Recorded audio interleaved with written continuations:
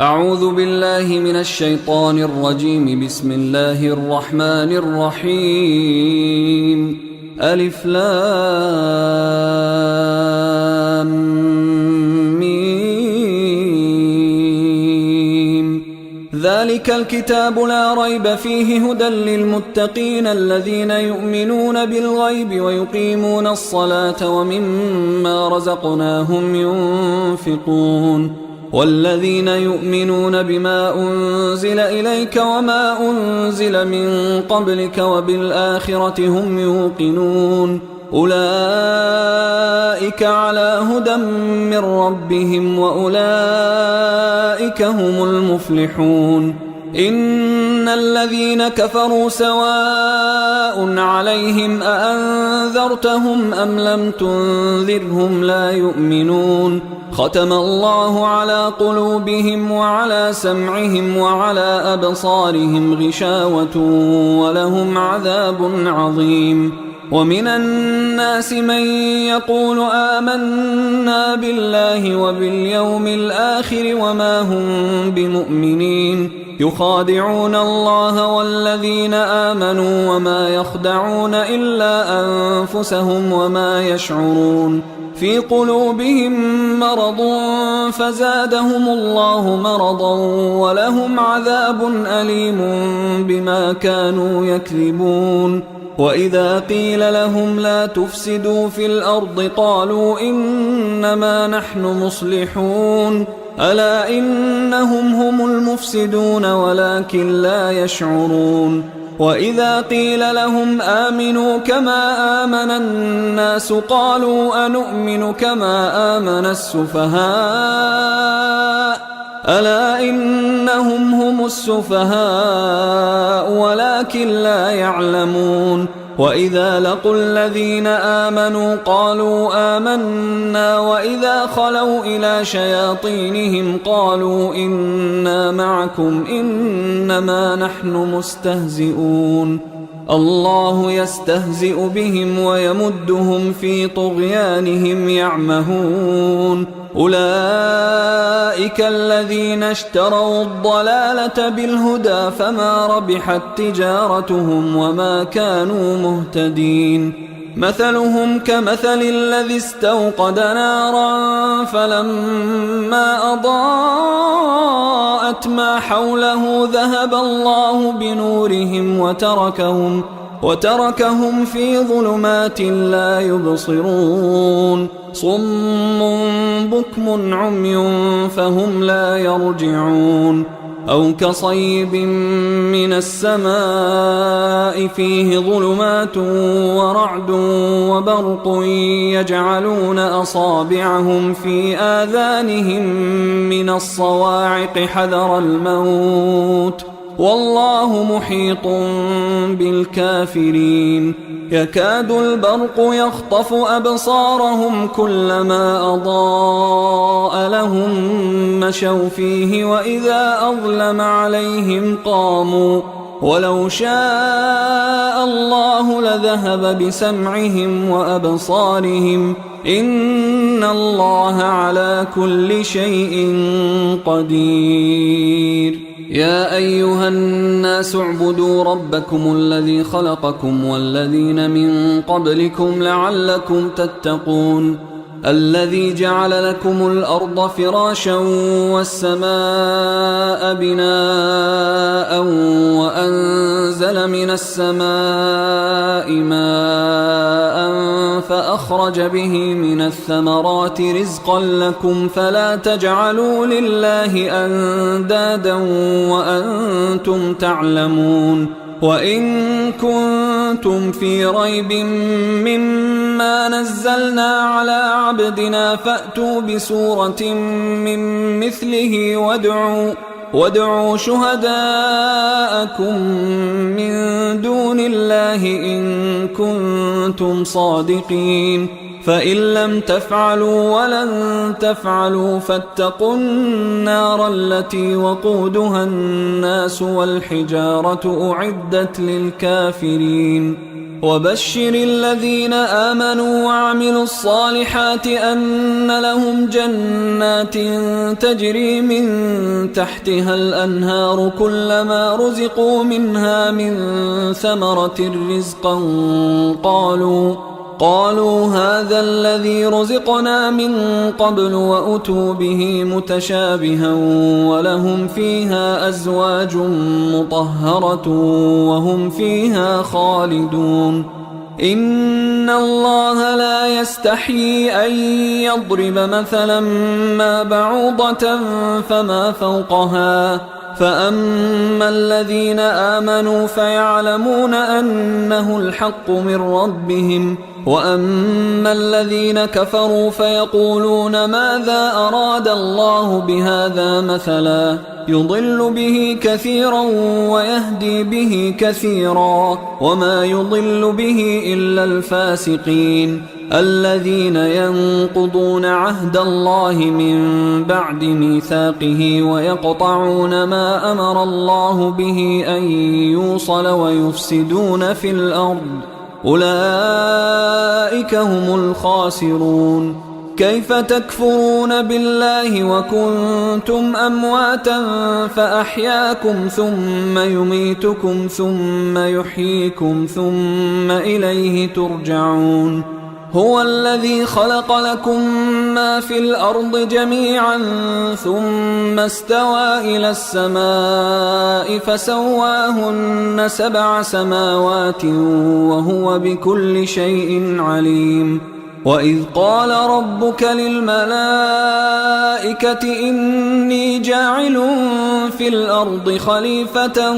قالوا أتجعل فيها من يفسد فيها ويسفك الدماء ونحن نسبح بحمدك ونقدس لك قال إني أعلم ما لا تعلمون وعلم آدم الأسماء كلها ثم عرضهم على الملائكة فقال أنبئوني بأسماء هؤلاء إن كنتم صادقين قالوا سبحانك لا علم لنا إلا ما علمتنا إنك أنت العليم الحكيم قال يا آدم أنبئهم بأسمائهم فلما أنبأهم بأسمائهم قال ألم أقل لكم إني أعلم غيب السماوات والأرض وأعلم ما تبدون وما كنتم تكتمون وإذ قلنا للملائكة اسجدوا لآدم فسجدوا إلا إبليس أبى واستكبر وكان من الكافرين وقلنا يا آدم اسكن أنت وزوجك الجنة وكلا منها رغدا حيث شئتما ولا تقربا هذه الشجرة فتكونا من الظالمين فأزلهما الشيطان عنها فأخرجهما مما كانا فيه وقلنا اهبطوا بعضكم لبعض عدو ولكم في الأرض مستقر ومتاع إلى حين فتلقى آدم من ربه كلمات فتاب عليه إنه هو التواب الرحيم قلنا اهبطوا منها جميعا فإما يأتينكم مني هدى فمن تبع هداي فلا خوف عليهم ولا هم يحزنون والذين كفروا وكذبوا بآياتنا أولئك أصحاب النار هم فيها خالدون يا بني إسرائيل اذكروا نعمتي التي أنعمت عليكم وأوفوا بعهدي أوف بعهدكم وإياي فارهبون وآمنوا بما أنزلت مصدقا لما معكم ولا تكونوا أول كافر به ولا تشتروا بآياتي ثمنا قليلا وإياي فاتقون ولا تلبسوا الحق بالباطل وتكتموا الحق وأنتم تعلمون وأقيموا الصلاة وآتوا الزكاة واركعوا مع الراكعين أتأمرون الناس بالبر وتنسون أنفسكم وأنتم تتلون الكتاب أفلا تعقلون واستعينوا بالصبر والصلاة وإنها لكبيرة إلا على الخاشعين الذين يظنون أنهم ملاقو ربهم وأنهم إليه راجعون يا بني إسرائيل اذكروا نعمتي التي أنعمت عليكم وأني فضلتكم على العالمين واتقوا يوما لا تجزي نفس عن نفس شيئا ولا يقبل منها شفاعة ولا يؤخذ منها عدل ولا هم ينصرون وإذ نجيناكم من آل فرعون يسومونكم سوء العذاب يذبحون أبناءكم ويستحيون نساءكم وفي ذلكم بلاء من ربكم عظيم وإذ فرقنا بكم البحر فأنجيناكم وأغرقنا آل فرعون وأنتم تنظرون وإذ واعدنا موسى 40 ليلة ثم اتخذتم العجل من بعده وأنتم ظالمون ثم عفونا عنكم من بعد ذلك لعلكم تشكرون وإذ آتينا موسى الكتاب والفرقان لعلكم تهتدون وإذ قال موسى لقومه يا قوم إنكم ظلمتم أنفسكم باتخاذكم العجل فتوبوا إلى بارئكم فاقتلوا أنفسكم ذلكم خير لكم عند بارئكم فتاب عليكم إنه هو التواب الرحيم وإذ قلتم يا موسى لن نؤمن لك حتى نرى الله جهرة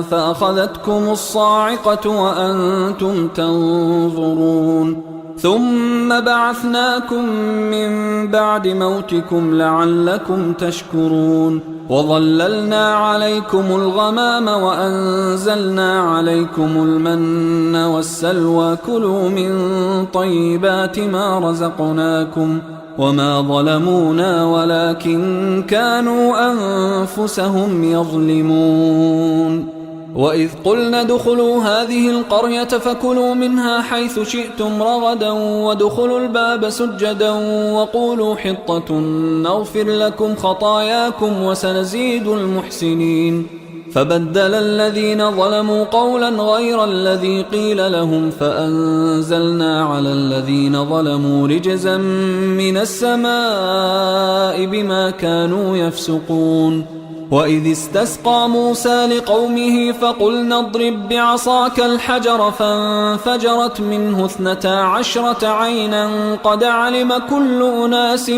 مشربهم كلوا واشربوا من رزق الله ولا تعثوا في الأرض مفسدين وإذ قلتم يا موسى لن نصبر على طعام واحد فادع لنا ربك يخرج لنا مما تنبت الأرض من بقلها وقثائها وفومها وعدسها وبصلها قال أتستبدلون الذي هو أدنى بالذي هو خير اهبطوا مصرا فإن لكم ما سألتم وضربت عليهم الذلة والمسكنة وباءوا بغضب من الله ذلك بأنهم كانوا يكفرون بآيات الله ويقتلون النبيين بغير الحق ذلك بما عصوا وكانوا يعتدون إن الذين آمنوا والذين هادوا والنصارى والصابئين من آمن بالله واليوم الآخر وعمل صالحا فلهم أجرهم عند ربهم ولا خوف عليهم ولا هم يحزنون وإذ أخذنا ميثاقكم ورفعنا فوقكم الطور خذوا ما آتيناكم بقوة واذكروا ما فيه لعلكم تتقون ثم توليتم من بعد ذلك فلولا فضل الله عليكم ورحمته لكنتم من الخاسرين. ولقد علمتم الذين اعتدوا منكم في السبت فقلنا لهم كونوا قردة خاسئين فجعلناها نكالا لما بين يديها وما خلفها وموعظة للمتقين. وإذ قال موسى لقومه إن الله يأمركم أن تذبحوا بقرة قالوا أتتخذنا هزوا قال أعوذ بالله أن أكون من الجاهلين. قالوا ادع لنا ربك يبين لنا ما هي قال إنه يقول إنها بقرة لا فارض ولا بكر عوان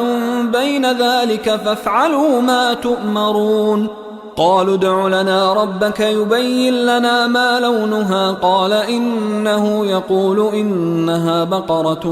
صفراء فاقع لونها تسر الناظرين. قالوا ادع لنا ربك يبين لنا ما هي إن البقرة شابه علينا وإنا إن شاء الله لمهتدون. قال إنه يقول إنها بقرة لا ذلول تثير الأرض ولا تسقي الحرث مسلمة لا شية فيها. قالوا الآن جئت بالحق فذبحوها وما كادوا يفعلون. وإذ قتلتم نفسا فادارأتم فيها والله مخرج ما كنتم تكتمون. فقلنا اضربوه ببعضها كذلك يحيي الله الموتى ويريكم آياته لعلكم تعقلون. ثم قست قلوبكم من بعد ذلك فهي كالحجارة أو أشد قسوة وإن من الحجارة لما يتفجر منه الأنهار وإن منها لما يشقق فيخرج منه الماء وإن منها لما يهبط من خشية الله وما الله بغافل عما تعملون. أفتطمعون أن يؤمنوا لكم وقد كان فريق منهم يسمعون كلام الله ثم يحرفونه من بعد ما عقلوه وهم يعلمون. وإذا لقوا الذين آمنوا قالوا آمنا وإذا خلا بعضهم إلى بعض قالوا أتحدثونهم بما فتح الله عليكم ليحاجوكم به عند ربكم أفلا تعقلون. أولا يعلمون أن الله يعلم ما يسرون وما يعلنون. ومنهم أميون لا يعلمون الكتاب إلا أماني وإنهم إلا يظنون. فويل للذين يكتبون الكتاب بأيديهم ثم يقولون هذا من عند الله ليشتروا به ثمنا قليلا فويل لهم مما كتبت أيديهم وويل لهم مما يكسبون. وقالوا لن تمسنا النار إلا أياما معدودة قل أتخذتم عند الله عهدا فلن يخلف الله عهده أم تقولون على الله ما لا تعلمون. بلى من كسب سيئة وأحاطت به خطيئته فأولئك أصحاب النار هم فيها خالدون. والذين آمنوا وعملوا الصالحات أولئك أصحاب الجنة هم فيها خالدون. وإذ أخذنا ميثاق بني إسرائيل لا تعبدون إلا الله وبالوالدين إحسانا وذي القربى واليتامى والمساكين وقولوا للناس حسنا وأقيموا الصلاة وآتوا الزكاة ثم توليتم إلا قليلا منكم وأنتم معرضون. وإذ أخذنا ميثاقكم لا تسفكون دماءكم ولا تخرجون أنفسكم من دياركم ثم أقررتم وأنتم تشهدون ثم أنتم هؤلاء تقتلون أنفسكم وتخرجون فريقا منكم من ديارهم تظاهرون عليهم بالإثم والعدوان وإن يأتوكم أسارى تفادوهم وهو محرم عليكم إخراجهم أفتؤمنون ببعض الكتاب وتكفرون ببعض فما جزاء من يفعل ذلك منكم إلا خزي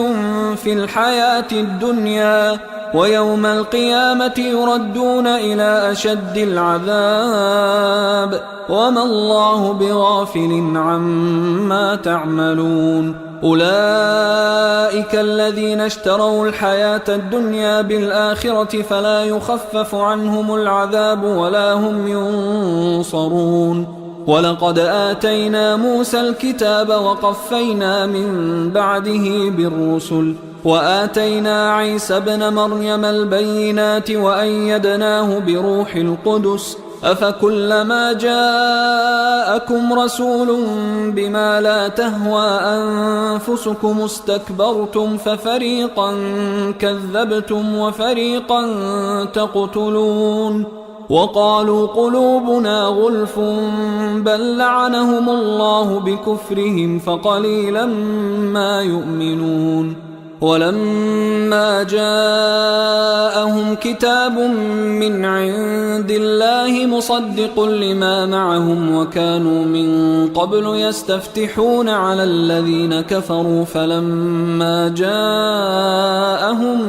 ما عرفوا كفروا به فلعنة الله على الكافرين بئس ما اشتروا به أنفسهم أن يكفروا بما أنزل الله بغيا أن ينزل الله من فضله على من يشاء من عباده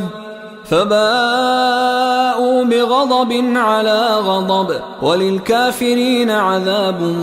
مهين وإذا قيل لهم آمنوا بما أنزل الله قالوا نؤمن بما أنزل علينا ويكفرون بما وراءه وهو الحق مصدقا لما معهم قل فلم تقتلون أنبياء الله من قبل إن كنتم مؤمنين ولقد جاءكم موسى بالبينات ثم اتخذتم العجل من بعده وأنتم ظالمون وإذ أخذنا ميثاقكم ورفعنا فوقكم الطور خذوا ما آتيناكم بقوة واسمعوا قالوا سمعنا وعصينا وأشربوا في قلوبهم العجل بكفرهم قل بئس ما يأمركم به إيمانكم إن كنتم مؤمنين قل إن كانت لكم الدار الآخرة عند الله خالصة من دون الناس فتمنوا الموت إن كنتم صادقين ولن يتمنوه أبدا بما قدمت أيديهم والله عليم بالظالمين ولتجدنهم أحرص الناس على حياة ومن الذين أشركوا يود أحدهم لو يعمر 1000 سنة وما هو بمزحزحه من العذاب أن يعمر والله بصير بما يعملون قل من كان عدوا لجبريل فإنه نزله على قلبك بإذن الله مصدقا لما بين يديه وهدى وبشرى للمؤمنين من كان عدوا لله وملائكته ورسله وجبريل وميكال فإن الله عدو للكافرين ولقد أنزلنا إليك آيات بينات وما يكفر بها إلا الفاسقون أوكلما عاهدوا عهدا نبذه فريق منهم بل أكثرهم لا يؤمنون ولما جاءهم رسول من عند الله مصدق لما معهم نبذ فريق من الذين أوتوا الكتاب كتاب الله وراء ظهورهم كأنهم لا يعلمون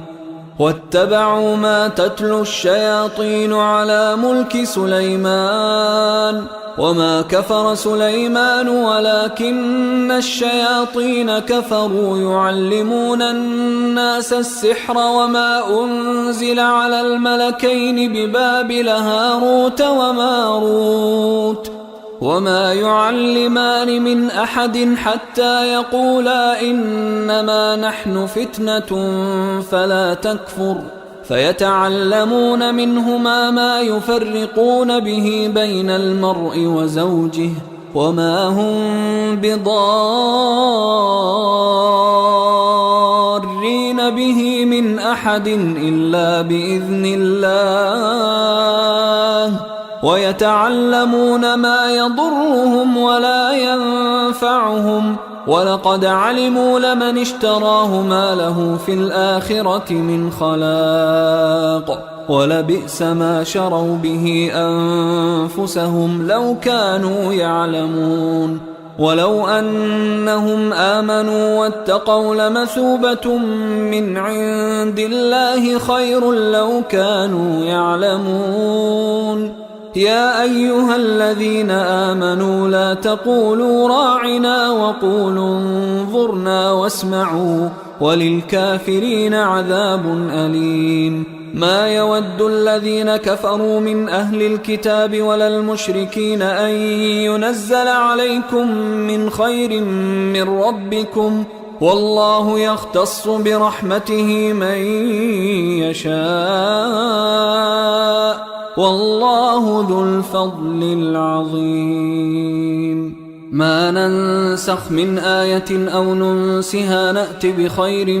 منها أو مثلها ألم تعلم أن الله على كل شيء قدير ألم تعلم أن الله له ملك السماوات والأرض وما لكم من دون الله من ولي ولا نصير أم تريدون أن تسألوا رسولكم كما سئل موسى من قبل ومن يتبدل الكفر بالإيمان فقد ضل سواء السبيل ود كثير من أهل الكتاب لو يردونكم من بعد إيمانكم كفارا حسدا من عند أنفسهم من بعد ما تبين لهم الحق فاعفوا واصفحوا حتى يأتي الله بأمره إن الله على كل شيء قدير وأقيموا الصلاة وآتوا الزكاة وما تقدموا لأنفسكم من خير تجدوه عند الله إن الله بما تعملون بصير وقالوا لن يدخل الجنة إلا من كان هودا أو نصارى تلك أمانيهم قل هاتوا برهانكم إن كنتم صادقين بلى من أسلم وجهه لله وهو محسن فله أجره عند ربه ولا خوف عليهم ولا هم يحزنون وقالت اليهود ليست النصارى على شيء وقالت النصارى ليست اليهود على شيء وهم يتلون الكتاب كذلك قال الذين لا يعلمون مثل قولهم فالله يحكم بينهم يوم القيامة فيما كانوا فيه يختلفون ومن أظلم ممن منع مساجد الله أن يذكر فيها اسمه وسعى في خرابها أولئك ما كان لهم أن يدخلوها إلا خائفين لهم في الدنيا خزي ولهم في الآخرة عذاب عظيم ولله المشرق والمغرب فأينما تولوا فثم وجه الله إن الله واسع عليم وقالوا اتخذ الله ولدا سبحانه بل له ما في السماوات والأرض كل له قانتون بديع السماوات والأرض وإذا قضى أمرا فإنما يقول له كن فيكون وقال الذين لا يعلمون لولا يكلمنا الله أو تأتينا آية كذلك قال الذين من قبلهم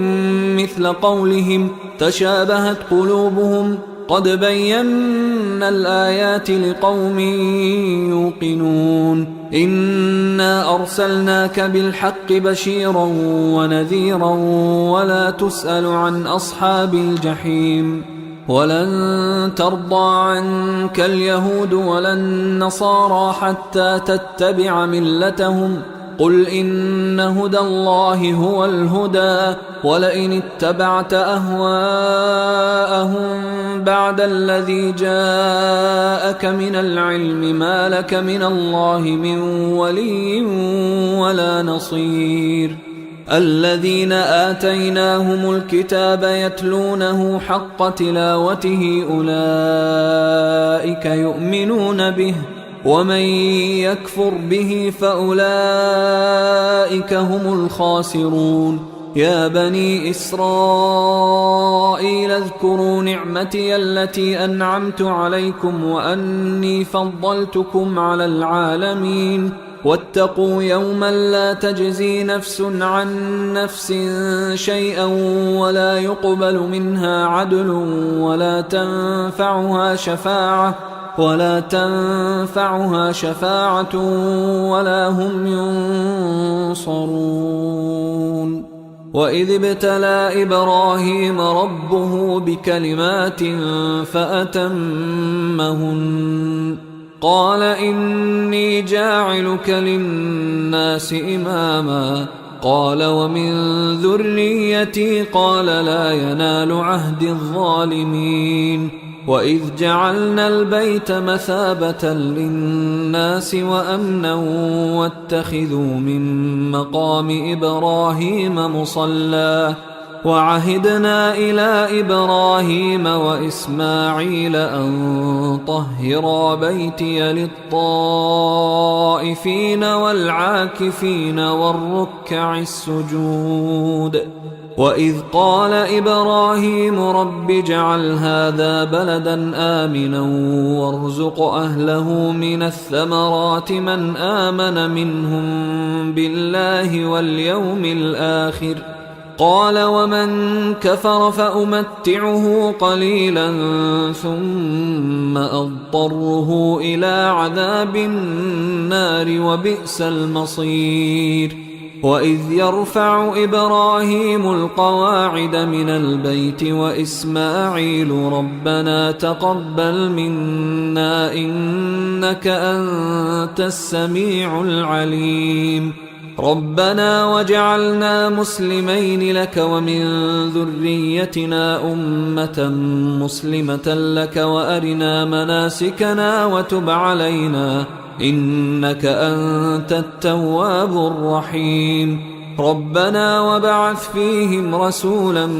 منهم يتلو عليهم آياتك ويعلمهم الكتاب والحكمة ويزكيهم إنك أنت العزيز الحكيم ومن يرغب عن ملة إبراهيم إلا من سفه نفسه ولقد اصطفيناه في الدنيا وإنه في الآخرة لمن الصالحين إذ قال له ربه أسلم قال أسلمت لرب العالمين ووصى بها إبراهيم بنيه ويعقوب يا بني إن الله اصطفى لكم الدين فلا تموتن إلا وأنتم مسلمون. أم كنتم شهداء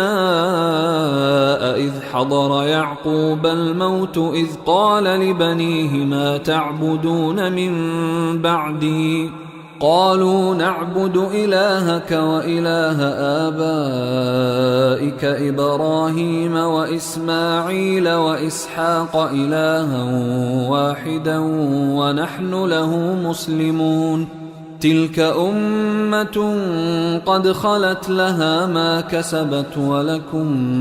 ما كسبتم ولا تسألون عما كانوا يعملون. وقالوا كونوا هودا أو نصارى تهتدوا قل بل ملة إبراهيم حنيفا وما كان من المشركين. قولوا آمنا بالله وما أنزل إلينا وما أنزل إلى إبراهيم وإسماعيل وإسحاق ويعقوب والأسباط وما أوتي موسى وعيسى وما أوتي النبيون من ربهم لا نفرق بين أحد منهم ونحن له مسلمون. فإن آمنوا بمثل ما آمنتم به فقد اهتدوا وإن تولوا فإنما هم في شقاق فسيكفيكهم الله وهو السميع العليم. صبغة الله ومن أحسن من الله صبغة ونحن له عابدون. قل أتحاجوننا في الله وهو ربنا وربكم ولنا أعمالنا ولكم أعمالكم ونحن له مخلصون. أم تقولون إن إبراهيم وإسماعيل وإسحاق ويعقوب والأسباط كانوا هودا أو نصارى قل أأنتم أعلم أم الله ومن أظلم ممن كتم شهادة عنده من الله وما الله بغافل عما تعملون. تلك أمة قد خلت لها ما كسبت ولكم ما كسبتم ولا تسألون عما كانوا يعملون. سيقول السفهاء من الناس ما ولاهم عن قبلتهم التي كانوا عليها قل لله المشرق والمغرب يهدي من يشاء إلى صراط مستقيم. وكذلك جعلناكم أمة وسطا لتكونوا شهداء على الناس ويكون الرسول عليكم شهيدا. وما جعلنا القبلة التي كنت عليها إلا لنعلم من يتبع الرسول ممن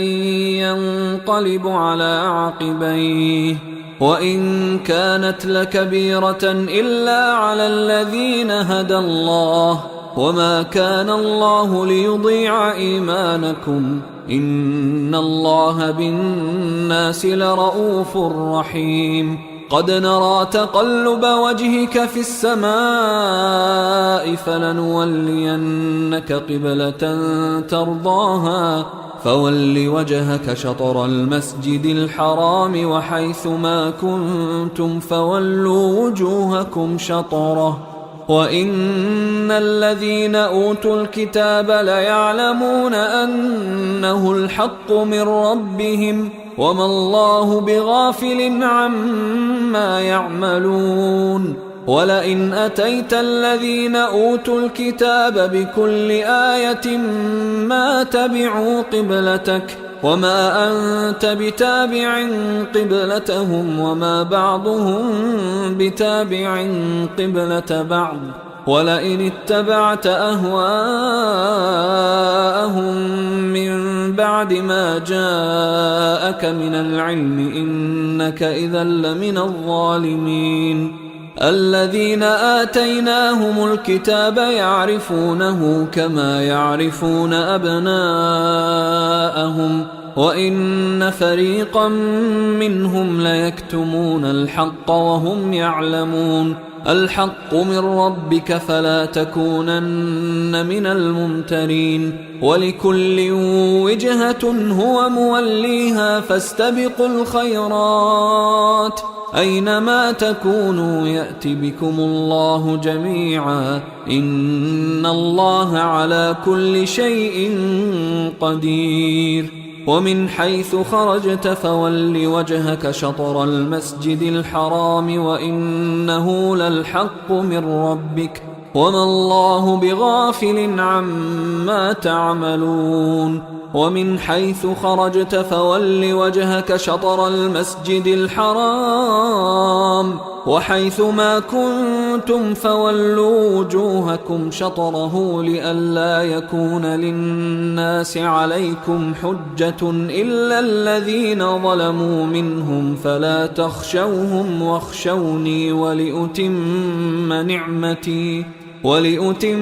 نعمتي عليكم ولعلكم تهتدون. كما أرسلنا فيكم رسولا منكم يتلو عليكم آياتنا ويزكيكم ويعلمكم الكتاب والحكمة ويعلمكم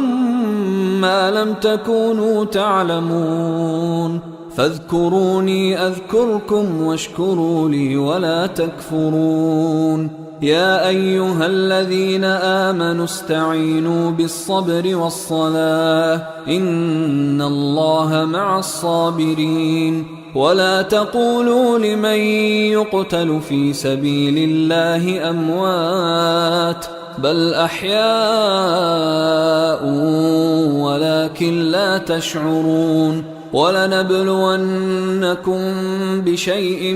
من الخوف والجوع ونقص من الأموال والأنفس والثمرات وبشر الصابرين الذين إذا أصابتهم مصيبة قالوا إنا لله وإنا إليه راجعون. أولئك عليهم صلوات من ربهم ورحمة وأولئك هم المهتدون. إن الصفا والمروة من شعائر الله فمن حج البيت أو اعتمر فلا جناح عليه أن يطوف بهما ومن تطوع خيرا فإن الله شاكر عليم. إن الذين يكتمون ما أنزلنا من البينات والهدى من بعد ما بيناه للناس في الكتاب أولئك يلعنهم الله ويلعنهم اللاعنون إلا الذين تابوا وأصلحوا وبينوا فأولئك أتوب عليهم وأنا التواب الرحيم. إن الذين كفروا وماتوا وهم كفار أولئك عليهم لعنة الله والملائكة والناس أجمعين خالدين فيها لا يخفف عنهم العذاب ولا هم ينظرون. وإلهكم إله واحد لا إله إلا هو الرحمن الرحيم. إن في خلق السماوات والأرض واختلاف الليل والنهار والفلك التي تجري في البحر بما ينفع الناس وما أنزل الله من السماء من ماء فأحيا به الأرض بعد موتها وبث فيها من كل دابة وتصريف الرياح والسحاب المسخر بين السماء والأرض لآيات لقوم يعقلون ومن الناس من يتخذ من دون الله أندادا يحبونهم كحب الله والذين آمنوا أشد حبا لله ولو يرى الذين ظلموا إذ يرون العذاب أن القوة لله جميعا وأن الله شديد العذاب إذ تبرأ الذين اتبعوا من الذين اتبعوا ورأوا العذاب وتقطعت بهم الأسباب وقال الذين اتبعوا لو أن لنا كرة فنتبرأ منهم كما تبرأوا منا كذلك يريهم الله أعمالهم حسرات عليهم وما هم بخارجين من النار يا أيها الناس كلوا مما في الأرض حلالا طيبا ولا تتبعوا خطوات الشيطان إنه لكم عدو مبين إنما يأمركم بالسوء والفحشاء وأن تقولوا على الله ما لا تعلمون وإذا قيل لهم اتبعوا ما أنزل الله قالوا بل نتبع ما ألفينا عليه آباءنا أولو كان آباؤهم لا يعقلون شيئا ولا يهتدون ومثل الذين كفروا كمثل الذي ينعق بما لا يسمع إلا دعاء ونداء صم بكم عمي فهم لا يعقلون يا أيها الذين آمنوا كلوا من طيبات ما رزقناكم واشكروا لله إن كنتم إياه تعبدون إنما حرم عليكم الميتة والدم ولحم الخنزير وما أهل به لغير الله فمن اضطر غير باغ ولا عاد فلا إثم عليه إن الله غفور رحيم إن الذين يكتمون ما أنزل الله من الكتاب ويشترون به ثمنا قليلا أولئك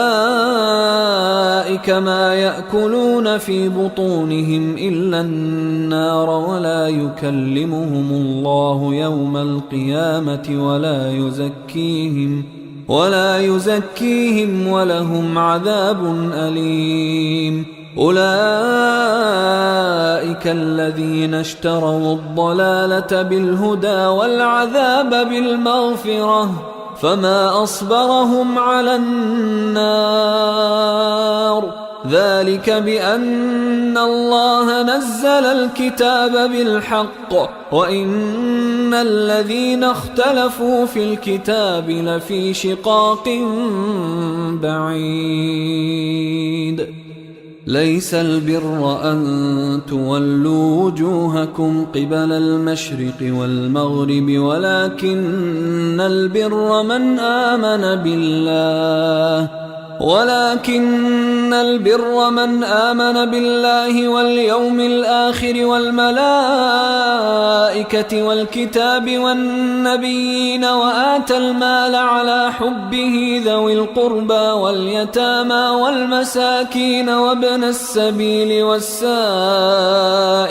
وفي الرقاب وأقام الصلاة وآتى الزكاة والموفون بعهدهم إذا عاهدوا والصابرين في البأساء والضراء وحين البأس أولئك الذين صدقوا وأولئك هم المتقون. يا أيها الذين آمنوا كتب عليكم القصاص في القتلى الحر بالحر والعبد بالعبد والأنثى بالأنثى فمن عفي له من أخيه شيء فاتباع بالمعروف وأداء إليه بإحسان ذلك تخفيف من ربكم ورحمة فمن اعتدى بعد ذلك فله عذاب أليم. ولكم في القصاص حياة يا أولي الألباب لعلكم تتقون. كتب عليكم إذا حضر أحدكم الموت إن ترك خيرا الوصية للوالدين والأقربين بالمعروف حقا على المتقين. فمن بدله بعدما سمعه فإنما إثمه على الذين يبدلونه إن الله سميع عليم. فمن خاف من موص جنفا أو إثما فأصلح بينهم فلا إثم عليه إن الله غفور رحيم. يا أيها الذين آمنوا كتب عليكم الصيام كما كتب على الذين من قبلكم لعلكم تتقون أياما معدودات فمن كان منكم مريضا أو على سفر فعدة من أيام أخر وعلى الذين يطيقونه فدية طعام مسكين فمن تطوع خيرا فهو خير له وأن تصوموا خير لكم إن كنتم تعلمون. شهر رمضان الذي أنزل فيه القرآن هدى للناس وبينات من الهدى والفرقان فمن شهد منكم الشهر فليصمه ومن كان مريضا أو على سفر فعدة من أيام أخر يريد الله بكم اليسر ولا يريد بكم العسر ولتكملوا العدة ولتكبروا الله على ما هداكم ولعلكم تشكرون. وإذا سألك عبادي عني فإني قريب أجيب دعوة الداعي إذا دعان فليستجيبوا لي وليؤمنوا بي لعلهم يرشدون. أحل لكم ليلة الصيام الرفث إلى نسائكم هن لباس لكم وأنتم لباس لهن علم الله أنكم كنتم تختانون أنفسكم فتاب عليكم وعفى عنكم فالآن باشروهن وابتغوا ما كتب الله لكم وكلوا واشربوا حتى يتبين لكم الخيط الأبيض من الخيط الأسود من الفجر ثم أتموا الصيام إلى الليل ولا تباشروهن وأنتم عاكفون في المساجد تلك حدود الله فلا تقربوها كذلك يبين الله آياته للناس لعلهم يتقون. ولا تأكلوا أموالكم بينكم بالباطل وتدلوا بها إلى الحكام لتأكلوا فريقا من أموال الناس بالإثم وأنتم تعلمون. يسألونك عن الأهلة قل هي مواقيت للناس والحج وليس البر بأن تأتوا البيوت من ظهورها ولكن البر من اتقى وأتوا البيوت من أبوابها واتقوا الله لعلكم تفلحون وقاتلوا في سبيل الله الذين يقاتلونكم ولا تعتدوا إن الله لا يحب المعتدين واقتلوهم حيث ثقفتموهم وأخرجوهم من حيث أخرجوكم والفتنة أشد من القتل ولا تقاتلوهم عند المسجد الحرام حتى يقاتلوكم فيه فإن قاتلوكم فاقتلوهم كذلك جزاء الكافرين فإن انتهوا فإن الله غفور رحيم وقاتلوهم حتى لا تكون فتنة ويكون الدين لله فإن انتهوا فلا عدوان إلا على الظالمين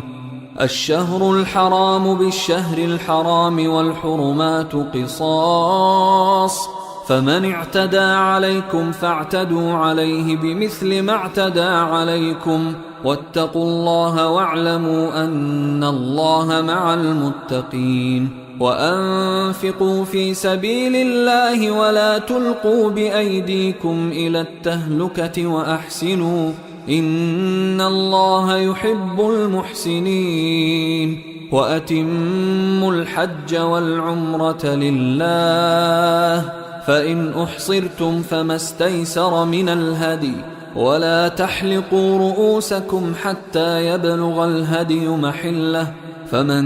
كان منكم مريضا أو به أذى من رأسه ففدية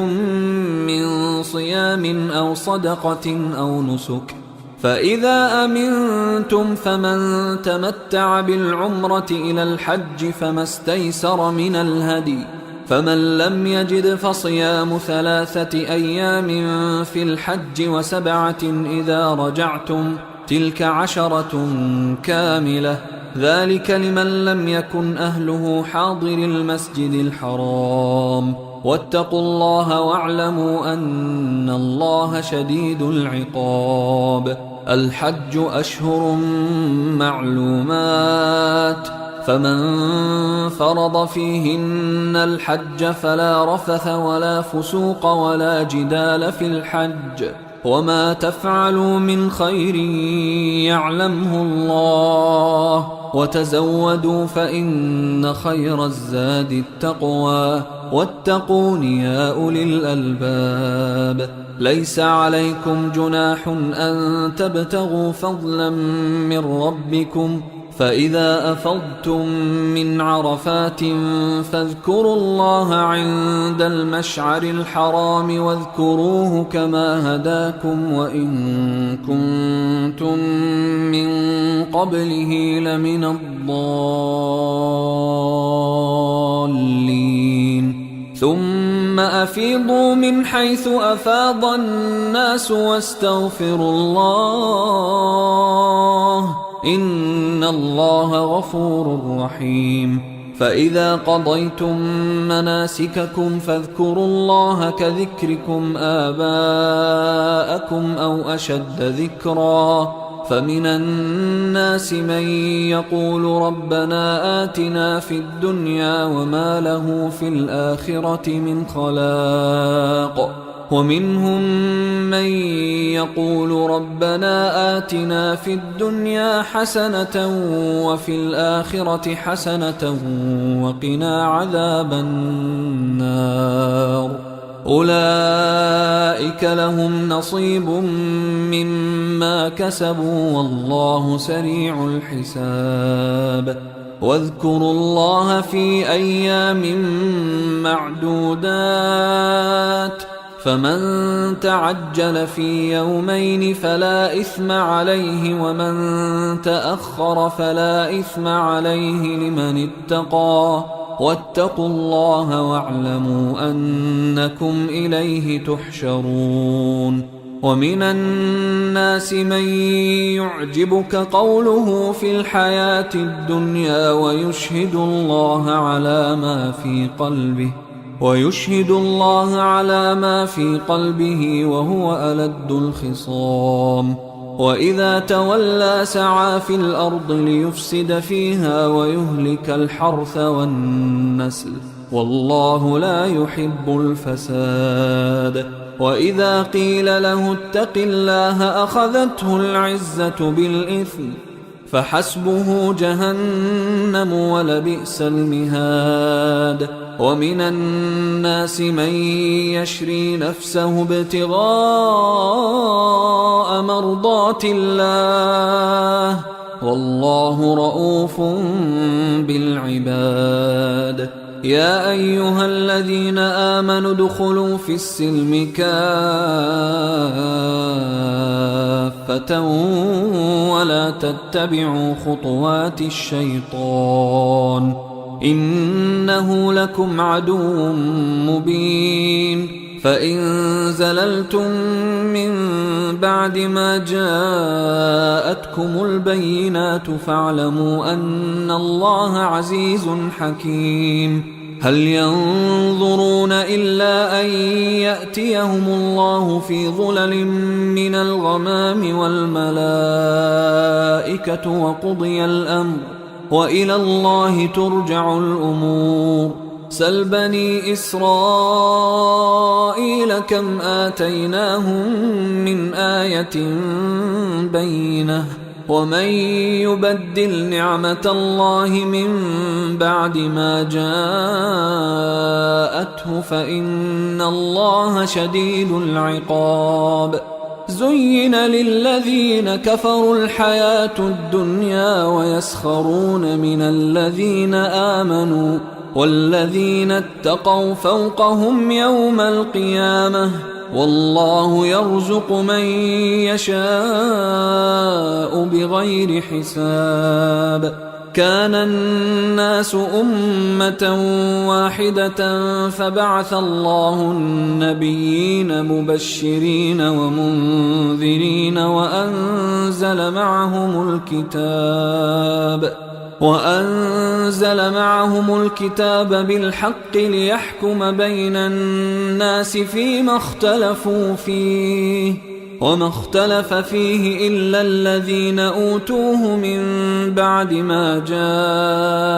جاءتهم البينات بغيا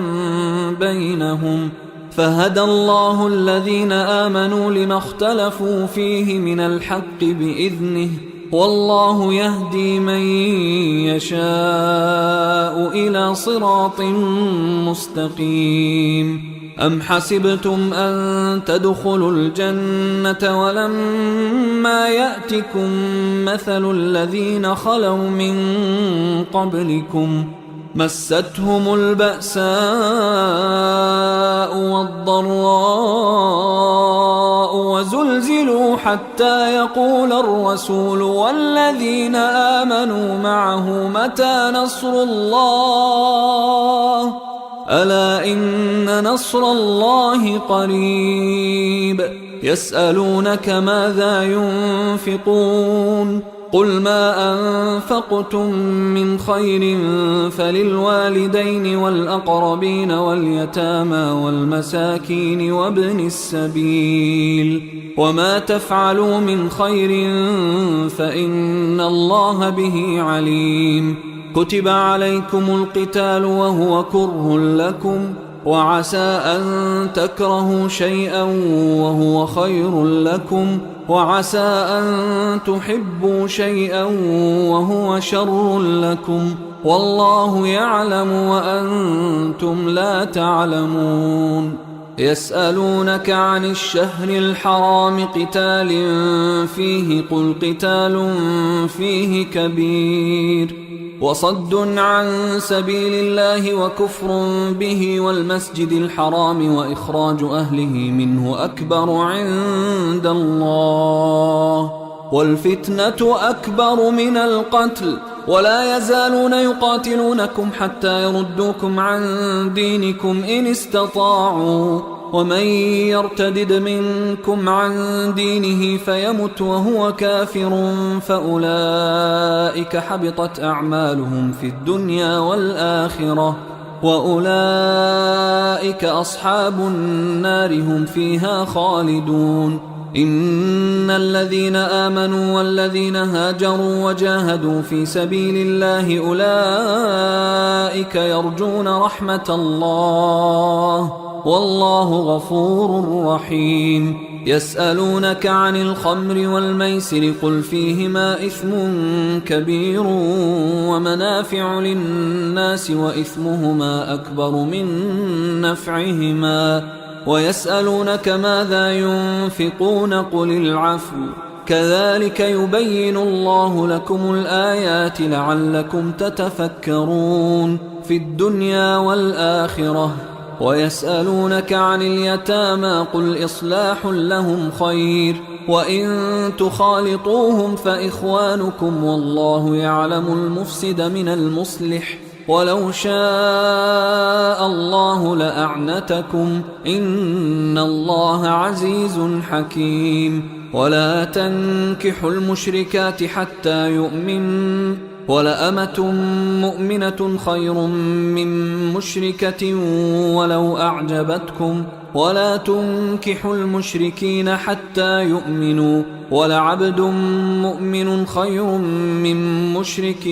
ولو أعجبكم أولئك يدعون إلى النار والله يدعو إلى الجنة والمغفرة بإذنه ويبين آياته للناس لعلهم يتذكرون. ويسألونك عن المحيض قل هو أذى فاعتزلوا النساء في المحيض ولا تقربوهن حتى يطهرن فإذا تطهرن فأتوهن من حيث أمركم الله إن الله يحب التوابين ويحب المتطهرين. نساؤكم حرث لكم فأتوا حرثكم أنى شئتم وقدموا لأنفسكم واتقوا الله واعلموا أنكم ملاقوه وبشر المؤمنين. ولا تجعلوا الله عرضة لأيمانكم أن تبروا وتتقوا وتصلحوا بين الناس والله سميع عليم. لا يؤاخذكم الله باللغو في أيمانكم ولكن يؤاخذكم بما كسبت قلوبكم والله غفور حليم. للذين يؤلون من نسائهم تربص 4 أشهر فإن فاءوا فإن الله غفور رحيم. وإن عزموا الطلاق فإن الله سميع عليم. والمطلقات يتربصن بأنفسهن 3 قروء ولا يحل لهن أن يكتمن ما خلق الله في أرحامهن إن كن يؤمن بالله واليوم الآخر وبعولتهن أحق بردهن في ذلك إن أرادوا إصلاحا ولهن مثل الذي عليهن بالمعروف وللرجال عليهن درجة والله عزيز حكيم. الطلاق 2 فإمساك بمعروف أو تسريح بإحسان ولا يحل لكم أن تأخذوا مما آتيتموهن شيئا إلا أن يخافا ألا يقيما حدود الله فإن خفتم ألا يقيما حدود الله فلا جناح عليهما فيما افتدت به تلك حدود الله فلا تعتدوها ومن يتعد حدود الله فأولئك هم الظالمون. فإن طلقها فلا تحل له من بعد حتى تنكح زوجا غيره فإن طلقها فلا جناح عليهما أن يتراجعا إن ظنا أن يقيما حدود الله وتلك حدود الله يبينها لقوم يعلمون. وإذا طلقتم النساء فبلغن أجلهن فأمسكوهن بمعروف أو سرحوهن بمعروف، ولا تمسكوهن ضرارا لتعتدوا، ومن يفعل ذلك فقد ظلم نفسه. ولا تتخذوا آيات الله هزوا، واذكروا نعمة الله عليكم وما أنزل عليكم من الكتاب والحكمة يعظكم به، واتقوا الله واعلموا أن الله بكل شيء عليم. وإذا طلقتم النساء فبلغن أجلهن فلا تعضلوهن أن ينكحن أزواجهن إذا تراضوا بينهم بالمعروف، ذلك يوعظ به من كان منكم يؤمن بالله واليوم الآخر، ذلكم أزكى لكم وأطهر، والله يعلم وأنتم لا تعلمون. والوالدات يرضعن أولادهن حولين كاملين لمن أراد أن يتم الرضاعة، وعلى المولود له رزقهن وكسوتهن بالمعروف، لا تكلف نفس إلا وسعها، لا تضار والدة بولدها ولا مولود له بولده، وعلى الوارث مثل ذلك، فإن أرادا فصالا عن تراض منهما وتشاور فلا جناح عليهما. وإن أردتم أن تسترضعوا أولادكم فلا جناح عليكم إذا سلمتم ما آتيتم بالمعروف، واتقوا الله واعلموا أن الله بما تعملون بصير. والذين يتوفون منكم ويذرون أزواجا يتربصن بأنفسهن 4 أشهر و10، فإذا بلغن أجلهن فلا جناح عليكم فيما فعلن في أنفسهن بالمعروف، والله بما تعملون خبير. ولا جناح عليكم فيما عرضتم به من خطبة النساء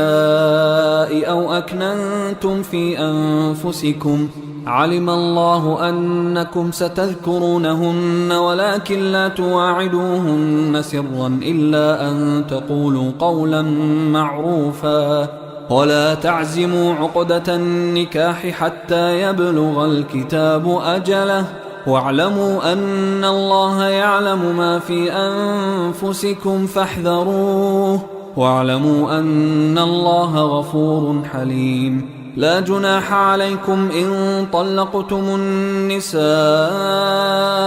ما لم تمسوهن أو تفرضوا لهن فريضة، ومتعوهن على الموسع قدره وعلى المقتر قدره متاعا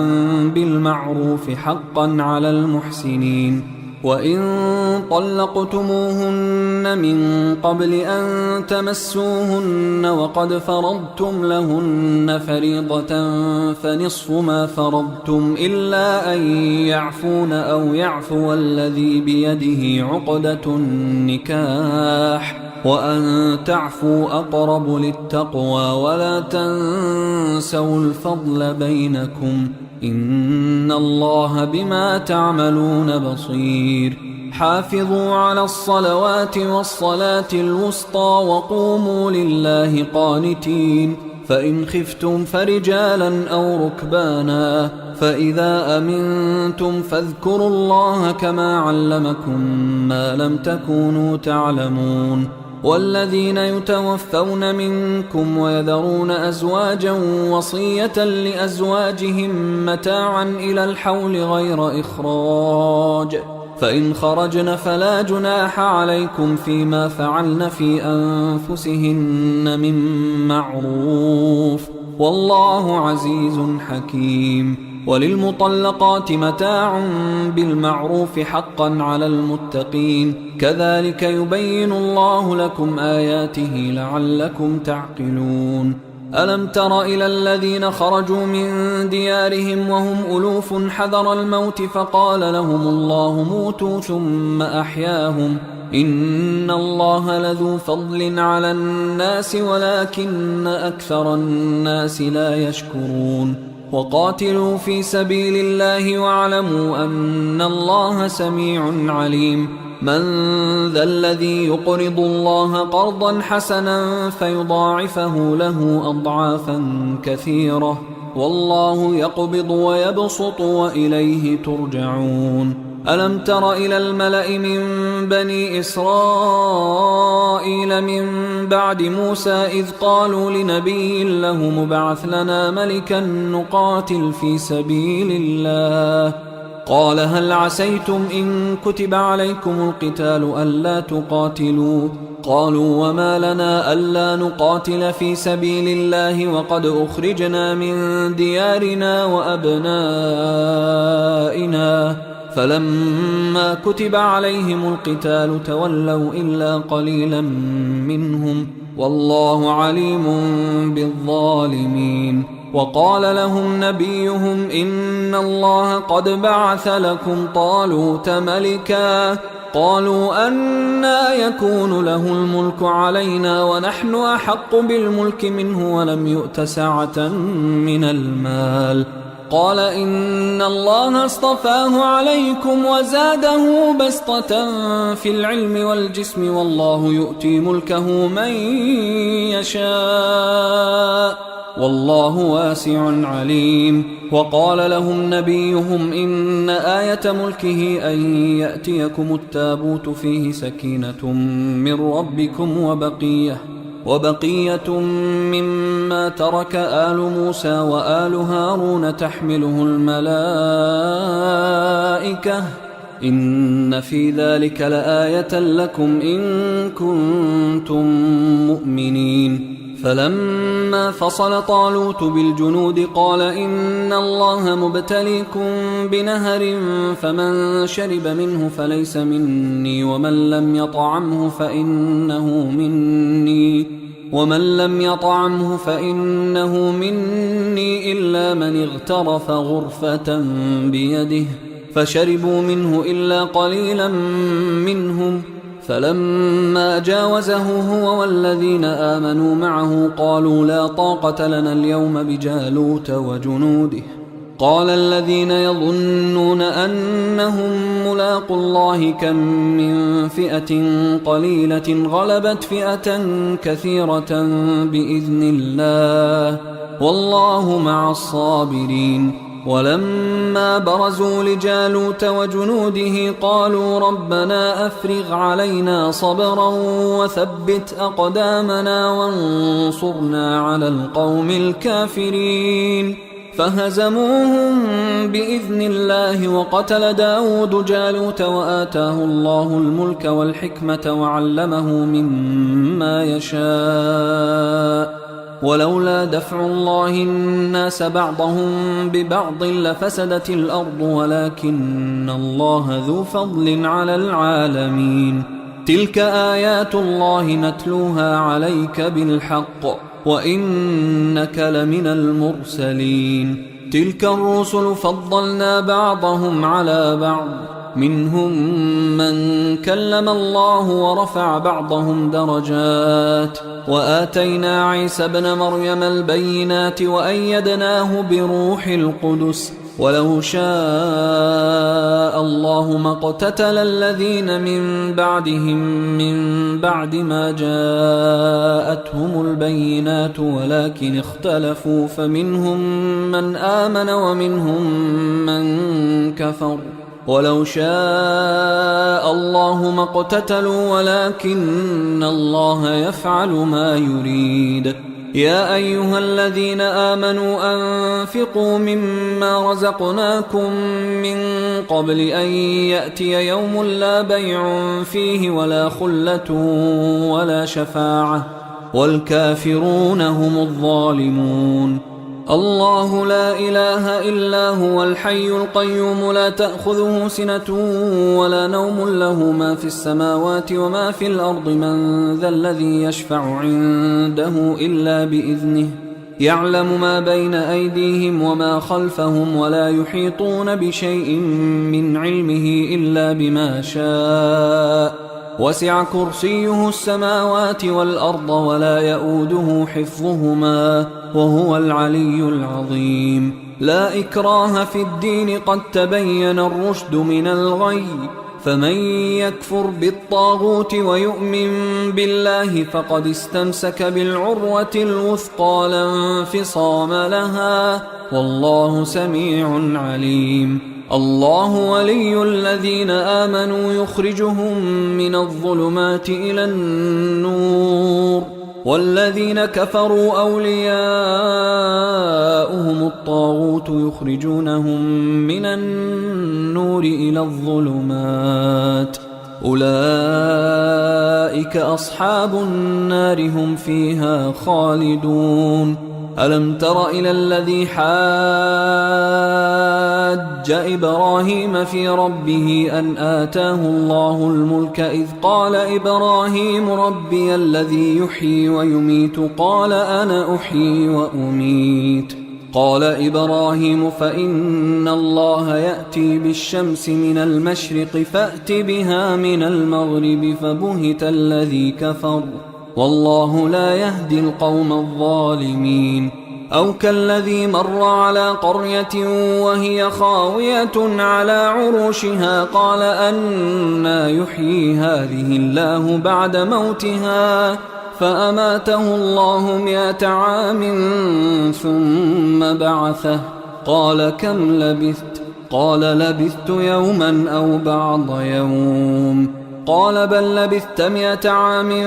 فانظر إلى طعامك وشرابك لم يتسنه وانظر إلى حمارك ولنجعلك آية للناس وانظر إلى العظام كيف ننشزها ثم نكسوها لحما فلما تبين له قال أعلم أن الله على كل شيء قدير. وإذ قال إبراهيم رب أرني كيف تحيي الموتى قال أولم تؤمن قال بلى ولكن ليطمئن قلبي قال فخذ 4 من الطير فصرهن إليك ثم اجعل على كل جبل منهن جزءا ثم ادعهن يأتينك سعيا واعلم أن الله عزيز حكيم. مثل الذين ينفقون أموالهم في سبيل الله كمثل حبة أنبتت 7 سنابل في كل سنبلة 100 حبة والله يضاعف لمن يشاء والله واسع عليم. الذين ينفقون أموالهم في سبيل الله ثم لا يتبعون ما أنفقوا منا ولا أذى لهم أجرهم عند ربهم ولا خوف عليهم ولا هم يحزنون. قول معروف ومغفرة خير من صدقة يتبعها أذى والله غني حليم. يا أيها الذين آمنوا لا تبطلوا صدقاتكم بالمن والأذى كالذي ينفق ماله رئاء الناس ولا يؤمن بالله واليوم الآخر فمثله كمثل صفوان عليه تراب فأصابه وابل فتركه صلدا لا يقدرون على شيء مما كسبوا والله لا يهدي القوم الكافرين. ومثل الذين ينفقون أموالهم ابتغاء مرضات الله وتثبيتا من أنفسهم كمثل جنة بربوة أصابها وابل فآتت أكلها ضعفين فإن لم يصبها وابل فطل والله بما تعملون بصير. أيود أحدكم أن تكون له جنة من نخيل وأعناب تجري من تحتها الأنهار له فيها من كل الثمرات وأصابه الكبر وله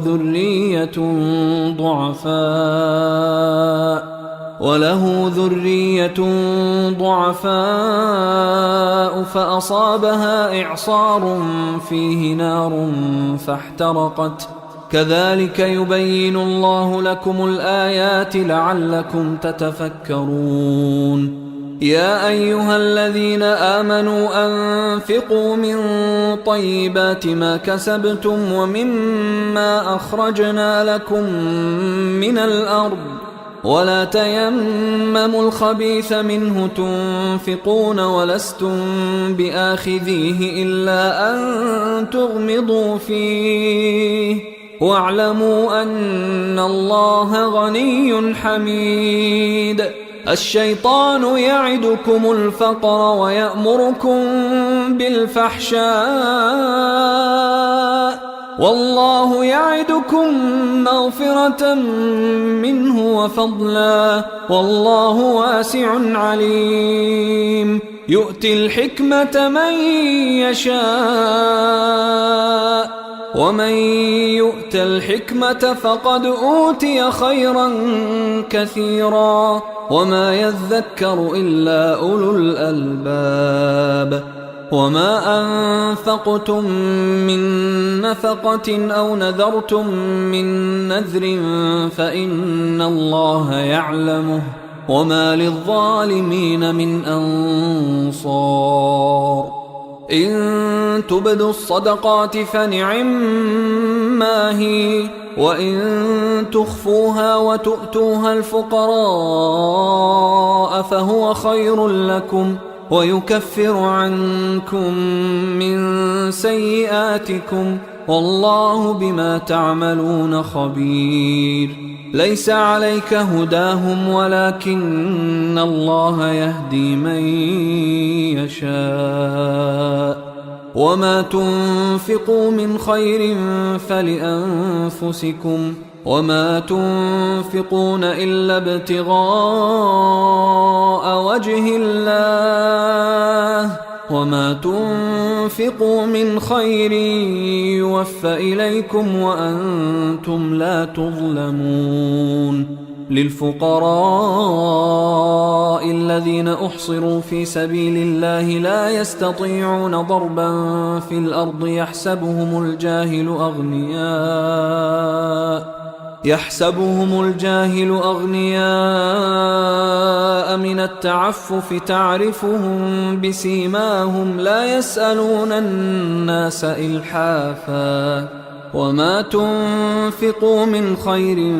فإن الله به عليم الذين ينفقون أموالهم بالليل والنهار سرا وعلانية